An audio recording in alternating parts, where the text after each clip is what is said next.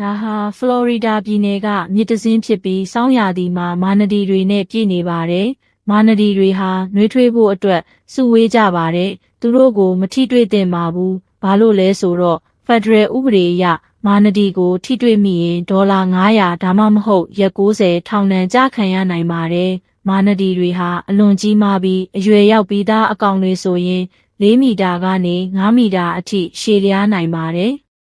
ရေထဲမှာသူတို့မှာသဘာဝရန်သူမရှိသလောက်နှဲပါပါတယ်။မိချောင်းနဲ့ရင်ဆိုင်ရတဲ့အခါခဏတာအတွင်းတငယ်ချင်းဖြစ်သွားနိုင်ပါတယ်။မာနဒီတွေဟာရင်ပါပြီးလူတွေနဲ့အလွန်ရင်းနှီးစွာနေထိုင်တတ်ကြပါတယ်။သူတို့ကိုမထိရဘူးဆိုတော့လဲသူတို့ကလူတွေကိုမြင်ရင်အနီးကပ်ကူးခတ်လာပြီးအားနဲ့ဖတ်ထားတတ်ကြပါတယ်။ဒီလိုရိုးသားတဲ့မာနဒီတွေဟာတစ်နေ့ကိုကီလိုဂရမ်10ကနန်းပေါင်းများစွာရေနေပင်တွေကိုစားသုံးကြပြီးသူတို့ကိုရေထဲဤစောင့်ကြည့်သူများလို့ခေါ်ဆိုကြပါတယ်။သူတို့ကမြစ်ရဲ့ဂေဟစနစ်မျှခြေကိုထိမ့်သိမ်းရာမှာအရေးပါတဲ့အခန်းကဏ္ဍကနေပါဝင်ပါတယ်။သူတို့ကကြီးမားတဲ့အရွယ်အစားရှိပေမဲ့အလွန်ပေါ့ပါးစွာရေကူးနိုင်ပါတယ်။